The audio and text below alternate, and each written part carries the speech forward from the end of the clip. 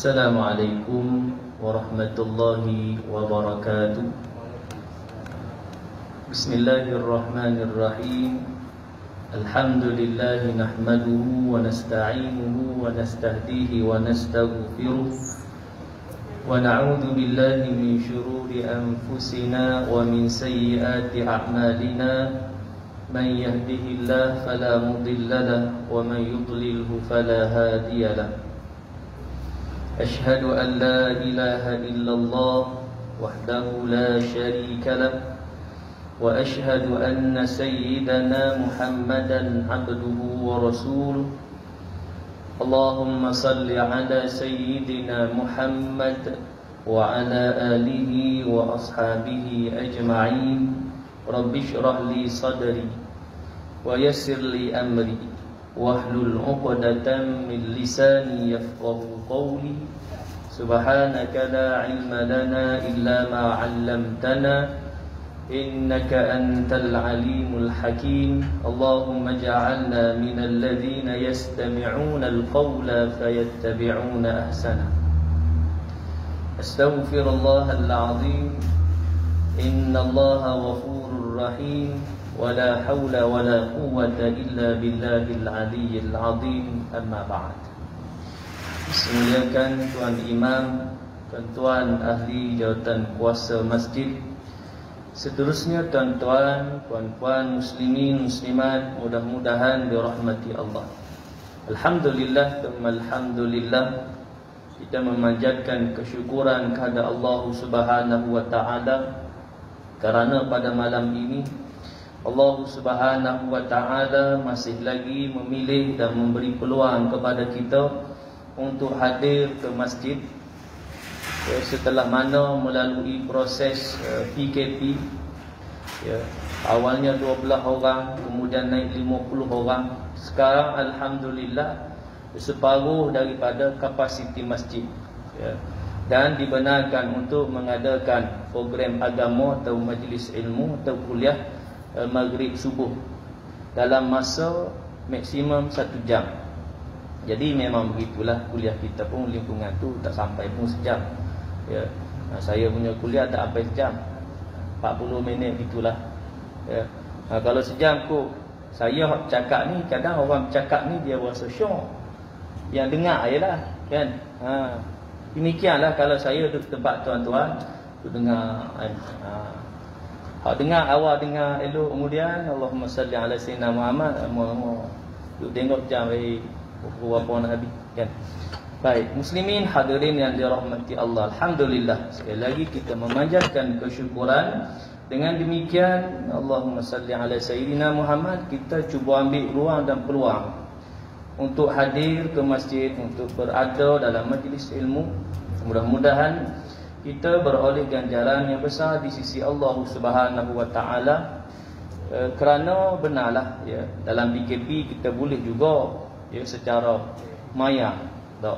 Secara maya ni hak rakaman. Rakaman ni lebih dia kelebihan dia bukan setakat hak adil dia boleh tengok, boleh dengar. Hak kok ni pun boleh dengar juga. Cuma afdal dia, lebih dia hak duduk dalam majlis ilmu ni bersama ni. Kan, innal malaikata la tad'u ajnihataha li talibil ilm ridwan bima yasna. Sungguhnya para malaikat menghamparkan sayapnya kepada orang menuntut ilmu kerana redha atas apa yang dilakukan, duduk dalam majlis ilmu. Dapat ganjaran pahala, dapat juga secara maya pun dapat juga. Cuma secara maya ni begitulah kita duduk dalam kelebihan ni satu, kita duduk dalam majlis ilmu tu dah Kemudian yang kedua, duduk dalam rumah Allah. Masya Allah, tabarakallah. Duduk dalam Allahumma salli ala Muhammad dalam wudu, ya. Niat i'tikaf, Masya Allah, tabarakallah. Besar ganjaran di sisi Allah Subhanahu wa taala. Cuma kita tak nampak lah. Kalau kita nampak, boleh jadi penuh masjid, ya. Kalau nampak, mari ke masjid ni besar ganjaran. Tapi tak nampak lah, kan? Sebab itu hikmah tak nampak ni, ya. Allah nak uji umat manusia, siapa yang benar-benar beriman. Orang yang beriman ni benar tak nampak, mata kasar tak nampak, tapi yakin dengan janji-janji Allah akan ganjaran pahala yang Allah berikan. Muslimin hadirin yang dirahmati Allah, InsyaAllah kita menyambung kembali kuliah pengajian sirah, ya, dengan menggunakan kitab sirah Nabi SAW, Ar-Rahiqil Maktum. Cuma saya confuse ni, sambung dia mana ada tuan? Ada mana? Ada. Jadi kita masuk je dah, ya. Masuk je dah di mana yang kita berasa nak masuk, dah ada masalah, ya. Kita duduk saban tahun, lah ni masuk Rabiul Awal pula, bulan kelahiran Nabi SAW. 12 Rabiul Awal tanggal, ya, tarikh lahir 12 Rabiul Awal. Bulan Rabiul Awal bulan kelahiran. Masuk bulan kelahiran Nabi SAW. Masuk bulan kelahiran, kita ingat akan kelahiran Nabi SAW. Dengan kelahiran Nabi SAW membawa cahaya, sinar kegemilangan kepada umat manusia. Yang awalnya sebelum itu jahiliyah, jahil. Allahumma salli ala sayyidina Muhammad, dalam keadaan kegelapan, ya. Menyembah berhala macam-macam, ya. Baik, maka datangnya Nabi, lahirnya Nabi SAW, diutusnya Nabi SAW, kemudian diangkat menjadi Rasul dan menyampaikan risalah dakwah. Baik, kita akan baca yang risalah dakwah lah. Tahap pertama, jihad melalui dakwah. Ini tahap pertama setelah mana Nabi SAW menerima wahyu. Iaitulah yang disebutkan 3 tahun berdakwah secara rahsia. Mula-mula sekali dakwah secara rahsia kerana sedikit, minoriti kecil. Bila kecil ni, Allahumma salli ala sayyidina Muhammad, secara terang-terang ni boleh jadi dianiai lah, ya, ditindak, dizalimi, ya, dikata macam-macam lah. Baik, seperti mana, tapi tak sama lah, kan. Kalau hari ni banyak mari ajaran-ajaran yang pelik, kan. Kita dengar apa? PMYT, perjalanan mimpi yang terakhir. Tapi alhamdulillah dia dah insaf dah, bertaubat dah. Jadi kita tak setuju lah. Cuma kita sebut tu macam-macam, ya. Macam-macam lah, ada ya pelik-pelik, kan. Tu. Itu akhir zaman, walaupun kata pelik pun ada ikut-ikut. Kan. Kenapa? Kerana itulah, ya. Kerana lemah tu, ya. Lemah iman, boleh jadi jahil, ya. Jumpa nak cari jalan, jumpa ni nampak betul pun, ya. Dulu ayah ping, ramai juga ikut. Kerajaan langit ayah ping tu, walaupun kita tengok tapi ada juga yang ikut.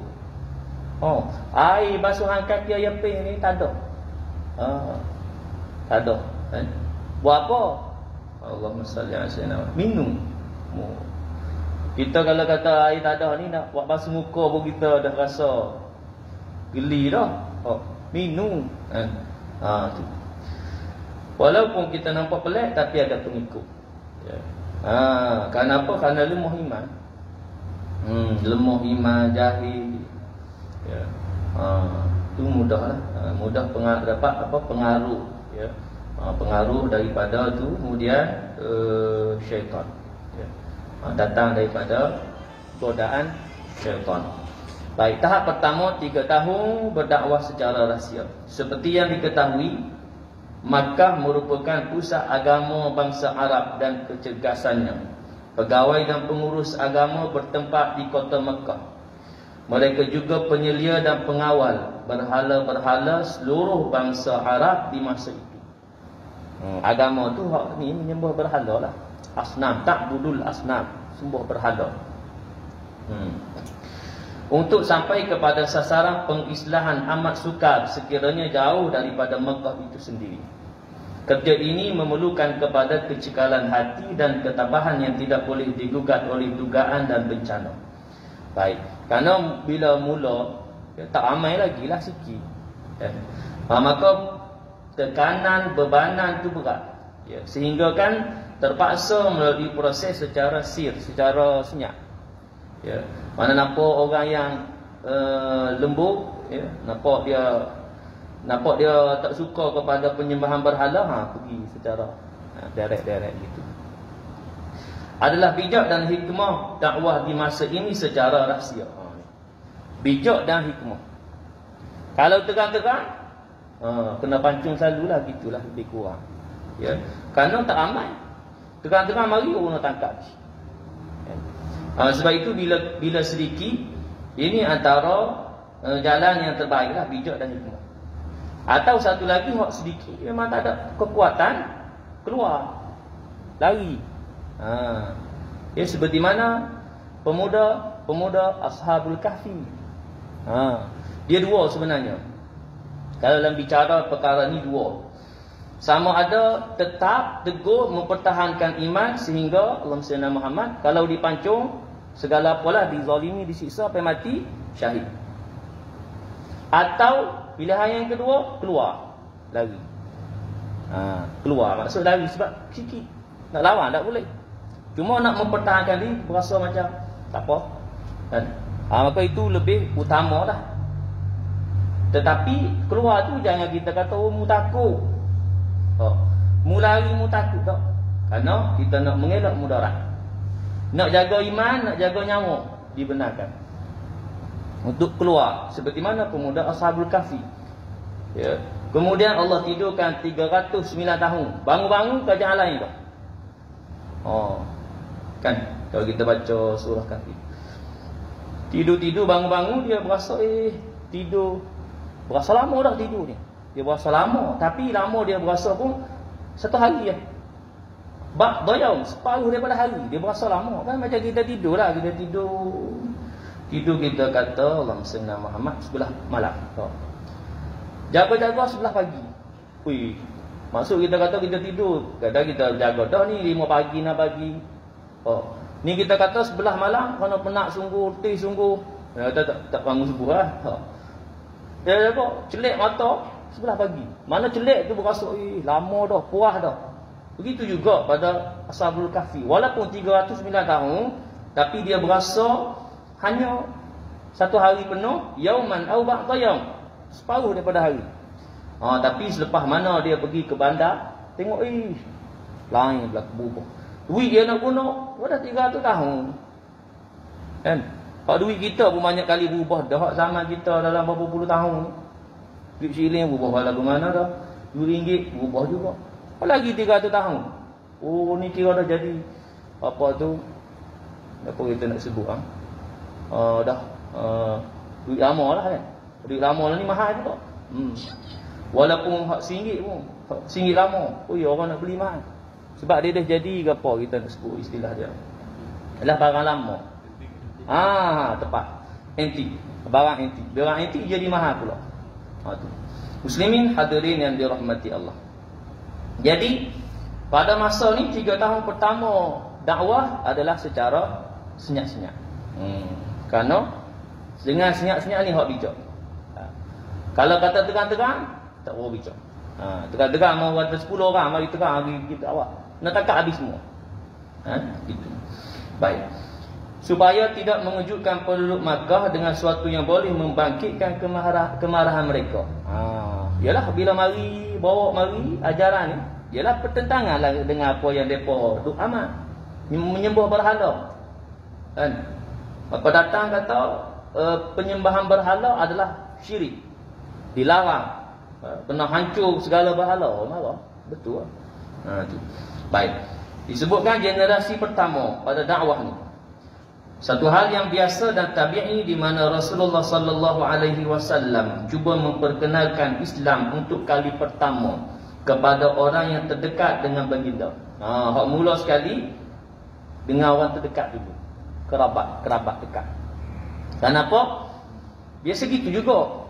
Hak orang mari kalau hak pelik-pelik, ajar pelik-pelik, dia dalam family dulu, keluarga dulu sokong. Kan? Mari dari keluarga dulu, kemudian barulah dia akan berkembang. Maka kena orang terdekat ni ialah akan memberikan sokongan. Keluarga terdekat, orang yang terdekat dengan baginda, keluarga dan kawan-kawan baginda. Mereka inilah yang paling awal didakwahkan. Didakwahkan juga orang yang dikenali dengan kebaikan mereka. Dakwah juga orang yang hak baik-baik. Kan? Karena orang baik-baik ni biasalah, dia dengar perkara yang baik, dia mudah nak terima itu. Baik. Kemudian dikenali mereka sebagai golongan yang mencintai kebenaran dan kebaikan. Dan sebaliknya mereka pula mengenal Rasulullah sallallahu alaihi wasallam sebagai individu yang mengutamakan kebenaran dan kebaikan. Antara mereka yang memang ada yang menyahut seruan baginda itu tanpa meragui sesuatu pun mengenai pribadi Rasulullah sallallahu alaihi wasallam dan mengenal maksud dan tujuan Rasulullah berdakwah dengan risalahnya itu. Golongan ini dikenal dalam sejarah Islam sebagai golongan as-sabiqun al-awwalun. Hak mula-mula. Siapa dia? Isteri baginda Sayyidah Khadijah radhiyallahu anha. Allahumma salli Muhammad. Sayyiduna Abu Bakar radhiyallahu anhu. Maka ini terdiri daripada isteri baginda Sayyidah Khadijah radhiyallahu anha, Ummul Mukminin, sebagai orang yang terawal menganut Islam. Hak mula-mula sekali lah. Isteri baginda. Orang suruhannya atau anak akak Zaid bin Harithah bin Shurah bin Al-Kalabi, anak saudaranya Ali ibn Abi Talib yang masih kanak-kanak lagi, di bawah jagaan Rasulullah sallallahu alaihi wasallam. Kawannya yang terdekat Abu Bakar As-Siddiq radhiyallahu anhu. Kesemua mereka ini mengucap dua kalimah syahadah di hari pertama Rasulullah sallallahu alaihi wasallam memperkenalkan dakwahnya. Hari pertama makna cerita akan dakwah ni, cerita tentang Islam ni timur saja. Golongan yang disebutkan, dia tak ada petikan. Baik. Abu Bakar radhiyallahu an menyusul pula sebagai penggerak dan pendakwah yang aktif. Abu Bakar radhiyallahu an setelah masuk Islam maka dia antara penggerak dan pendakwah yang aktif. Menyampaikan dakwah, selepas mana terima Islam. Minum air sikit. Rasa ni dekat.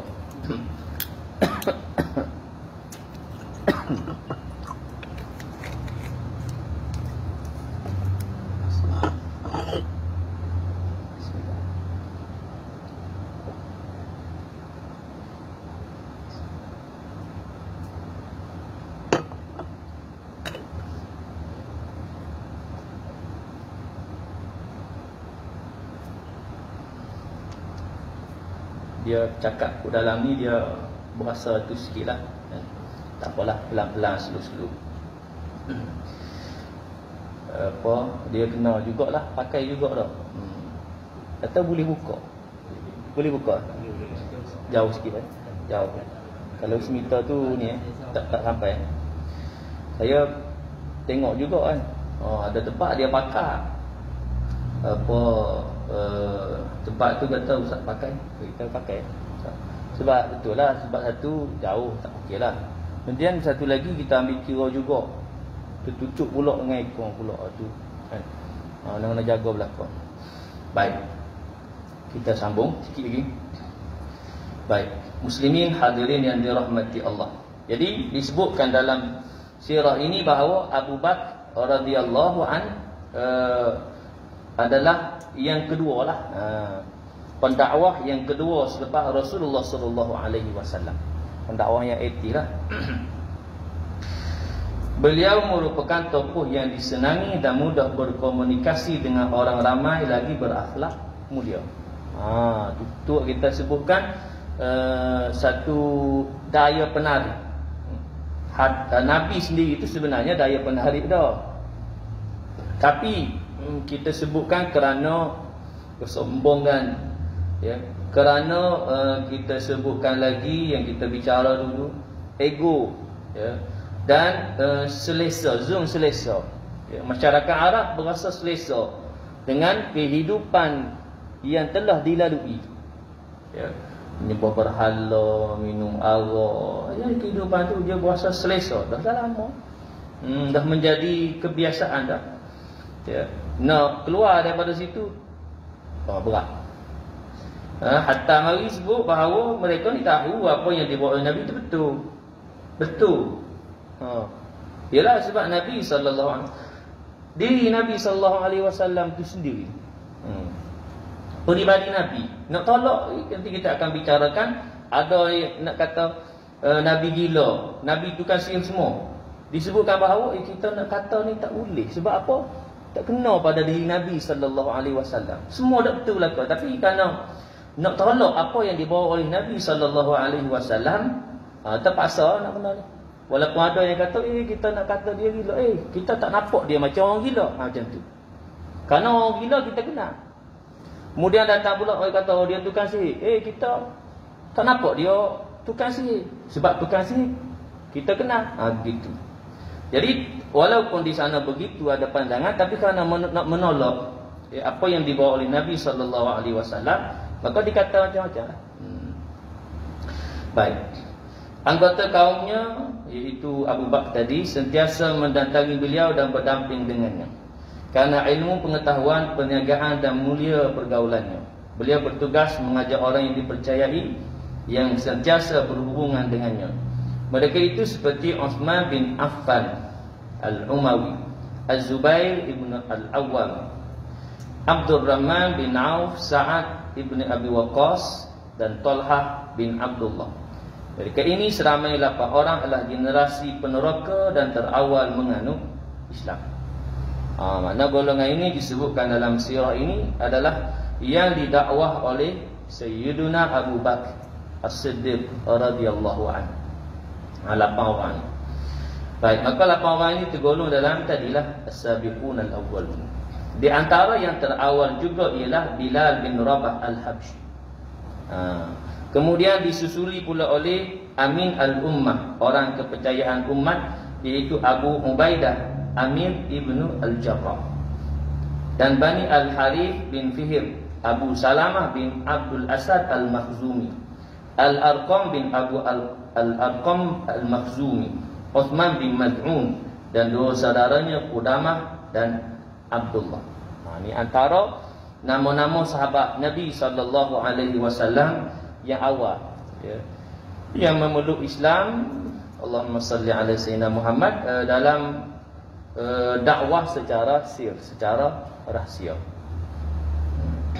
Baik.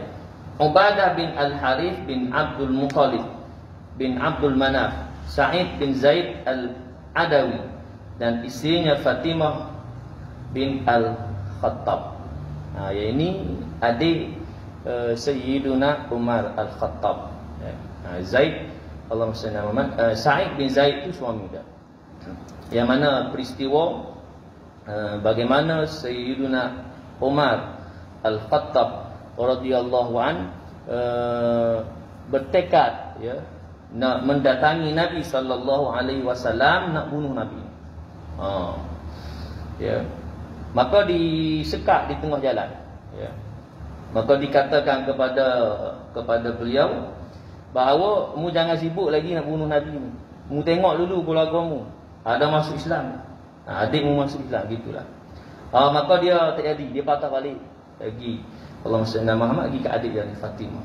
Benarlah, ya. Fatimah bin Al-Khattab binti Al-Khattab memeluk Islam bersama dengan suaminya. Baik. Kemudian adik perempuan Umar bin Al-Khattab, Khabbab bin Al-Arad. Adik perempuan yang tadilah Fatimah binti Abang Sayyidina Muhammad Al-Khattab. Khabbab bin Al-Arad, Abdullah bin Mas'ud Al-Huzali dan ramai lagi selain mereka ini. Mereka adalah dianggap sebagai lapisan terawal menganut Islam yang disebut sebagai As-Sabiqun Al-Awwalun. Mereka ini daripada seluruh keturunan Quraisy. Ibnu Hisham telah menghitung mereka seramai 40 orang. Pakar sirah Ibnu Hisham menyebutkan bahawa As-Sabiqun Al-Awwalun ni lebih kurang 40 orang. Menyebut sebagai mereka sebagai golongan sekadar sepintas lalu Ibnu Ishaq telah menyebut. Kemudian maka masuklah bilangan yang ramai dalam Islam bertali arus tidak putus-putus, menyebabkan keriuhan di kota Mekah dan diperkatakan orang. Namun kesemua mereka ini memeluk Islam secara rahsia. Tapi dah makin ramai kan? Kenallah secara rahsia, tapi makin ramai. Kemudian dalam proses dakwah tu ada yang terima, ada yang tak terima kan? Dalam pada yang tak terima itulah dia akan tersebar dan tersebar. Baik. Kemudian bertali arus ramai yang masuk Islam. Namun kesemua mereka memeluk Islam secara Rasulullah SAW terus membuat pertemuan dengan mereka, memberi petunjuk kepada mereka mengenai hal agama secara bersembunyi. Kerana dakwah masih lagi dalam bentuk individu dan rahsia. Orang ni tak pergi ramai-ramai, tak pergi tempat terbuka. Macam tempat terbuka macam gini ya. Wahai manusia, ya ayyuhan nas, ubudu rabbakumul ladzi khalaqakum. Wahai manusia, sembahlah kamu kepada Tuhan yang menciptakan kamu. Kan? Secara apa nama ni lah. Tak lagi lah. Kalau berani buat itu, kena katok. Kena pukul lah. Macam tu. Kena katok, pukul lah, kena pukul. Wahyu turun tanpa putus-putus lagi, iaitu selepas terturunnya awal surah Al-Muddathir. Bahagian-bahagian surah yang turun di masa-masa ini merupakan ayat-ayat yang pendek-pendek. Ayat pendek-pendek. Ini ayat pendek-pendek. Ayat pendek-pendek ni mengapa susah pula? Pasal dia pendek-pendek ayat. Sebetulnya ayatnya indah dan kemas. Rentak-rentaknya adalah lembut. Seni susunannya sesuai dengan tuntutan suasana yang damai. Bertemakan pembersihan jiwa dan mengecam kerja-kerja pencemaran diri dengan noda-noda dunia. Menggambarkan keindahan syurga dan keburukan neraka bagaikan tertera di hadapan mata kepala. Mari cerita-cerita Allah Sayyidina Muhammad, kelebihan nikmat syurga, adab neraka gitu. Basyiran wa nadhira, berita gembira dan juga ancaman adab. Kemudian membimbing manusia mukmin dalam satu suasana yang berbeza daripada suasana masyarakat manusia pada ketika itu. Daripada menyembah berhala dan pelbagai bentuk kerosakan yang dilakukan pada zaman jahiliyah. Baik. Kemudian datang perintah solat. Perintah yang terawal sekali diturunkan ialah solat. Solat. Ibadah mula-mulalah.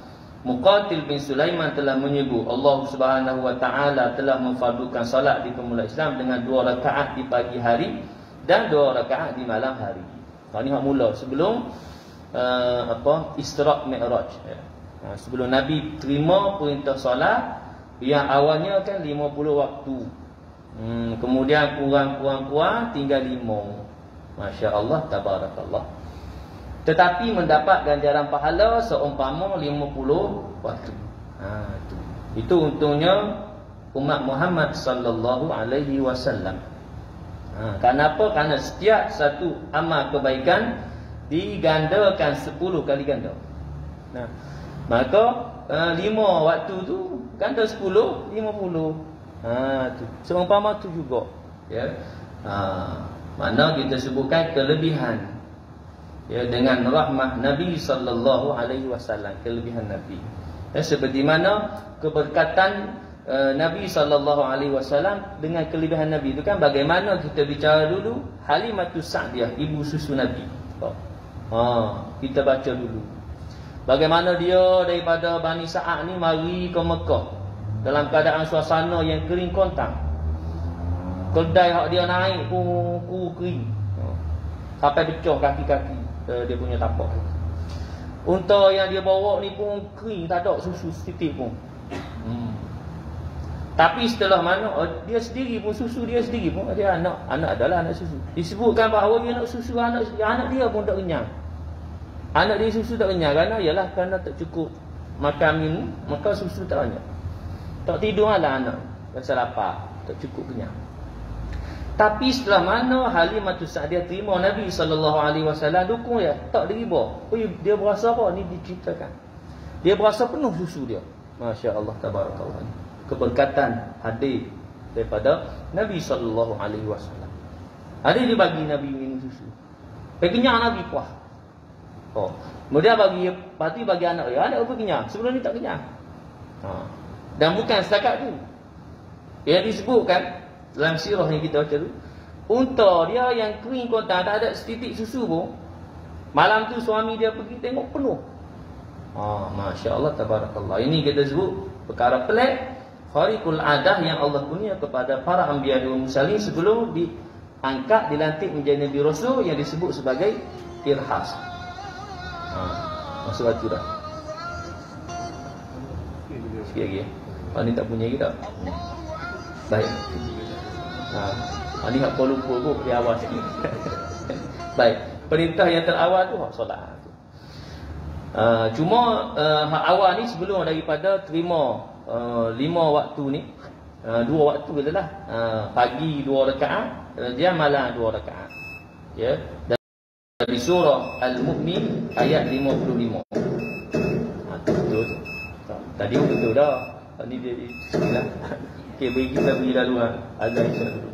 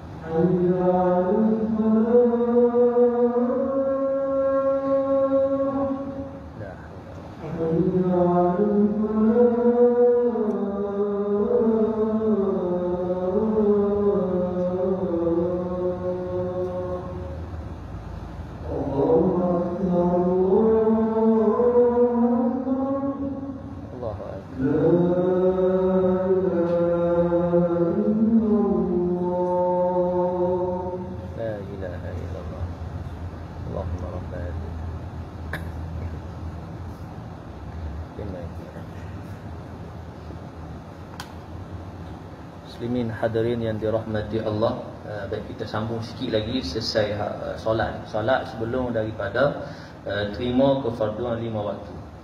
Baik, bagaimana firman Allah surah Al-Mu'min ayat yang ke-55, a'udzu billahi minasyaitonir rajim wasabbih bihamdi rabbika bil 'ashyi wal ibkar. Sadaqallahul azim. Dan maksudnya Bertasbihlah dengan memuji Tuhanmu di waktu malam dan di waktu pagi. Ibnu Hajar telah berkata dengan jelas Rasulullah SAW sebelum Isra bersembahyang, bersolat. Anda jelas bahawa sebelum Isra, sebelum terima kefarduan 5 waktu tu, Nabi solat. Demikian juga para sahabat baginda. Menurut riwayat sirah, mana Nabi dan para sahabat solat. Cuma disebutkan di sini 2 waktu lah. Cuma yang diikhtilafkan, berlaku ikhtilaf, perbezaan pandangan, apakah difardukan solat-solat yang dilakukan sebelum kefarduan solat 5 waktu itu. Cuma berlaku ikhtilaf, adakah solat yang kata 2 waktu ni, 2 rakaat pagi, 2 rakaat malam, adalah solat yang difardukan, makna wajib. Ya. Mana ikhtilaf, ada kata wajib, fardu, ada kata tak fardu, sebagai jalan menghampirkan diri kepada Allah, nak mengelak daripada Allahumma salli ala sayyidina Muhammad, kebejatan akhlak pada zaman tersebut, kan, menyembah berhala dan sebagainya. Atau apakah ianya bukan fardu? Itu. Ada pendapat mengatakan yang difardukan itu ialah solat sebelum naik matahari dan sebelum terbenamnya. Al-Haris bin Usamah katanya bahawa Rasulullah SAW di permulaan peruna wahyu, baginda telah didatangi Jibril AS mengajar baginda cara berwudu. Setelah selesai berwudu, diambilnya air secebok, maka dibasuh kemaluannya. Ibnu Majah meriwayat hadis yang sama dengannya. Juga hadis yang diriwayat dari Al-Bara bin Al-Aziz dan Ibnu Abbas. Dan tersebut dalam hadis Ibnu Abbas yang bermaksud itu adalah di permulaan fardu solat. Baik. Ibnu Hisham menyebut bahawa Rasulullah SAW dan para sahabat baginda, mereka semua apabila tibanya waktu solat, mereka keluar ke lorong tertentu untuk menunaikan solat. Tu mari cari lorong mana? Sembunyi kan? Bersembunyi daripada kaum mereka. Baik, maka mari cerita di suatu ketika Abu Talib, saudara Nabi, pernah ternampak Rasulullah SAW dan Sayyiduna Ali radhiyallahu an sedang bersembahyang.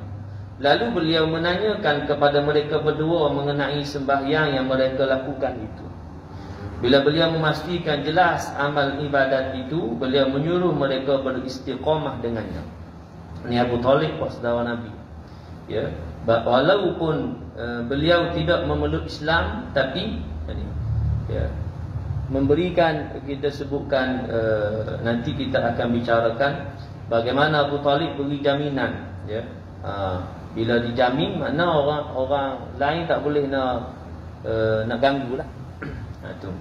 Melainkan yang tak ada jaminan, umpamanya golongan hamba kan. Seperti Sayyiduna Bilal bin Rabah, kan, disiksa, dizalimi. Bila tak ada yang jamin, akan disiksa lah, ya, kerana keislaman tu.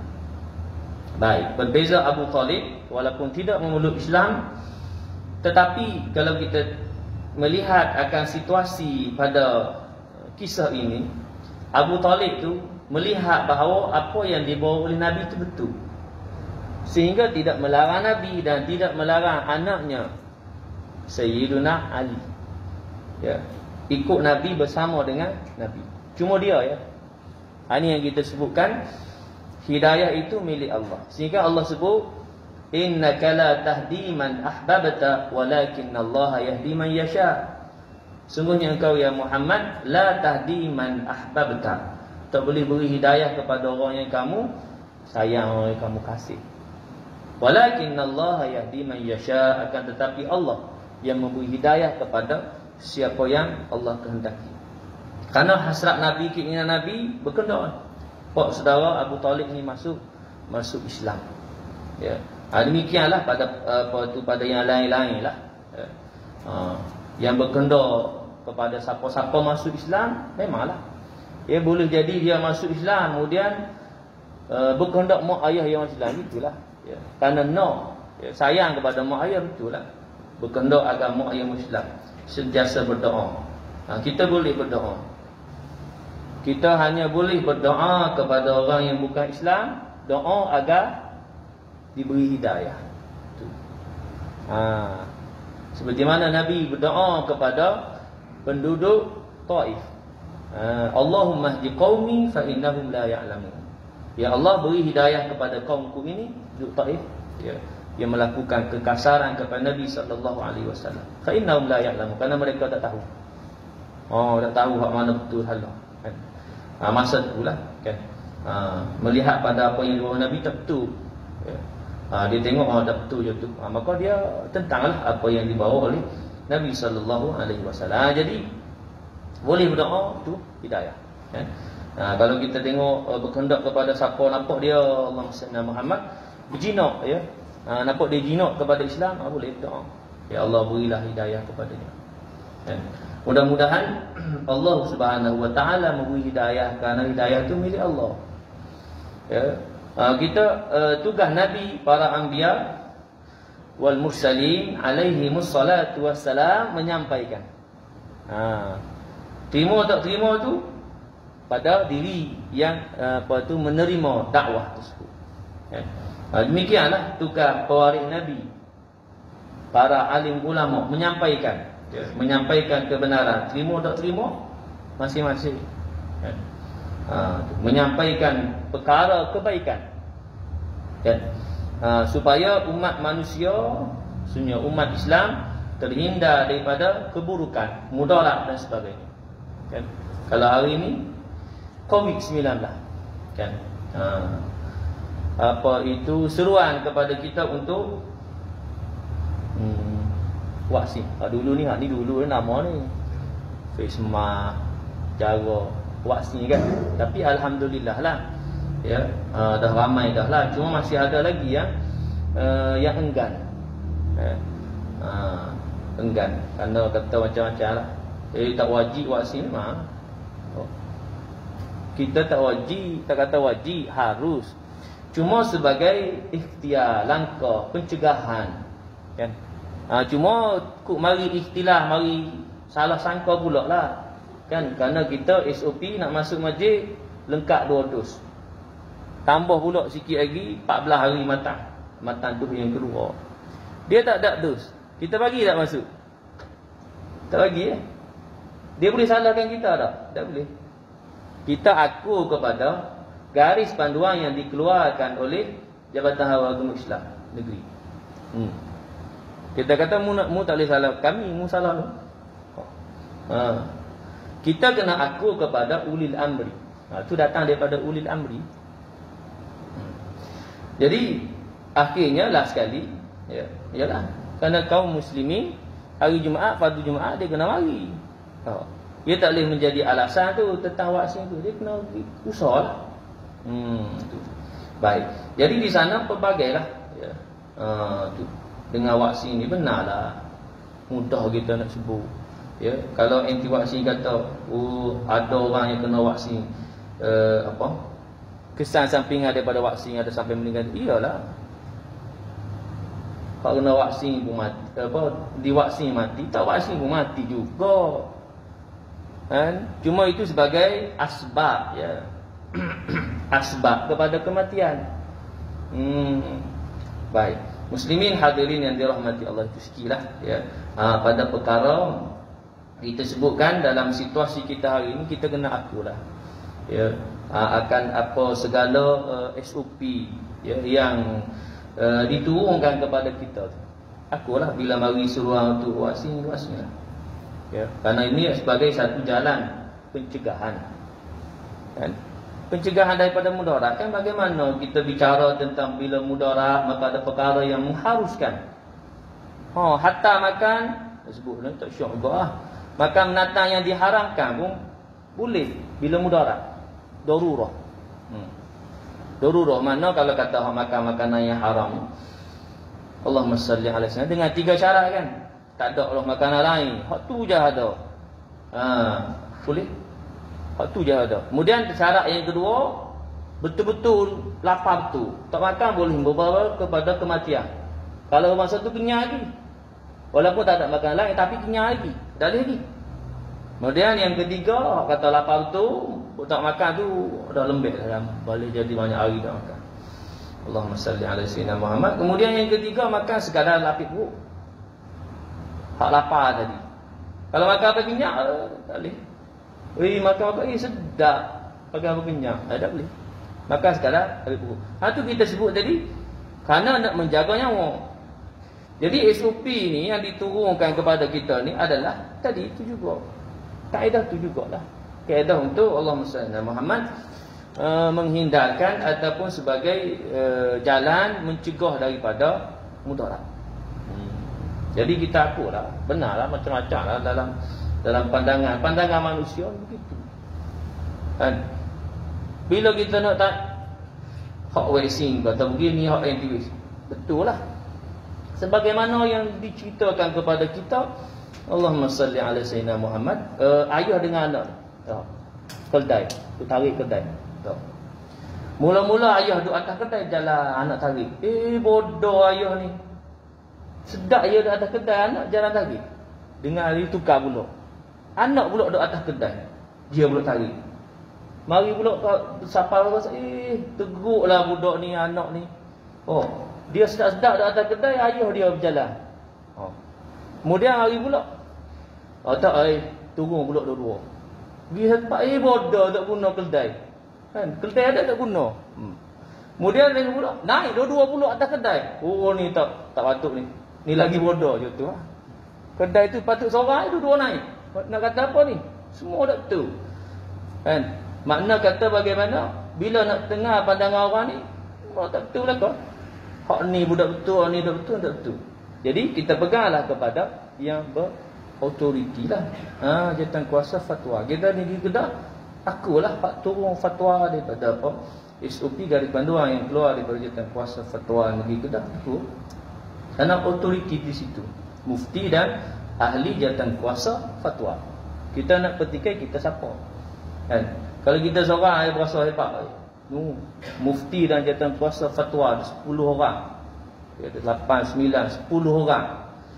Dan fatwa itu kita kata, kalau kata itu Kedah kan, ke semua ni kata Allahumma salli ala Muhammad, terima ni vaksin. Tu terima yang kata bagaimana dari sudut itulah garis panduan hadir ke masjid itu dengan lengkap 2 vaksin. Muslimin, muslimat, hadirin hadirat yang dirahmati Allah. Baik, demikian pada perbicaraan kita pada malam ini, berkisah tentang dakwah mula-mula, iaitu 3 tahun pertama secara senyap-senyap, yang awal daripada golongan yang Islam yang disebutkan 40 orang. Dan perintah yang pertama untuk ibadah ni adalah solat, ya, belum daripada solat 5 waktu itulah disebutkan yang kita bicarakan. Baik, kemudian nanti insya-Allah kita akan sambung. Itulah berkaitan dengan maklumat telah sampai ke pengetahuan Quraisy, ya, pembesar-pembesar musyrikin Quraisy. Ya, setelah mana Islam dah ramai yang masuk Islam, ya, dalam melaksanakan ibadah tadi, solat tadi, nampak sebagainya, maka dah sampai ke pengetahuan pembesar-pembesar musyrikin Quraisy. Yang ini insya-Allah kita akan sambung pada pertemuan yang akan datang sekiranya diizinkan Allah Subhanahu wa taala. Muslimin, muslimat rahimakumullah, ya, alhamdulillah, mudah-mudahan apa yang kita bicarakan pada malam ini menambahkan kefahaman kita akan sirah perjalanan hidup Nabi kita, Nabi Muhammad sallallahu alaihi wasallam. Moga-moga bertambah kasih dan sayang kita atas usaha pengorbanan baginda Nabi dalam menyebarkan, menyampaikan dakwah kepada umat manusia sehingga sampai kepada kita hari ini. Jadi sekadar itu mudah-mudahan beroleh manfaat dan ganjaran di sisi Allah Subhanahu wa taala. A'udzu billahi minasyaitonir rajim. Bismillahirrahmanirrahim. Alhamdulillahi rabbil alamin wassalatu wassalamu ala asyrafil anbiya'i wal mursalin wa ala alihi wa ashabihi ajma'in. Allahumma faqihna fid din وعلمنا التأويل واهدنا صراطك المستقيم. اللهم اجعل جمعنا هذا جمعا مرحوما وتفرقنا من بعده تفرقا معصوما ولا تجعل اللهم فينا ولا معنا ولا من يتبعنا شقيا ولا مطرودا ولا محروما. ربنا عليك توكلنا وإليك أنبنا وإليك المصير. ربنا آتنا في الدنيا حسنة وفي الآخرة حسنة وقنا عذاب النار. وصلى الله على سيدنا محمد وعلى آله وصحبه وبارك وسلم والحمد لله رب العالمين. سبحانك اللهم بحمدك أشهد أن لا إله إلا أنت أستغفرك وأتوب إليك. بسم الله الرحمن الرحيم. والعصر إن الإنسان لفي خسر إلا الذين آمنوا وعملوا الصالحات وتواصوا بالحق وتواصوا بالصبر. وبالله التوفيق والهداية. والسلام عليكم ورحمة الله وبركاته.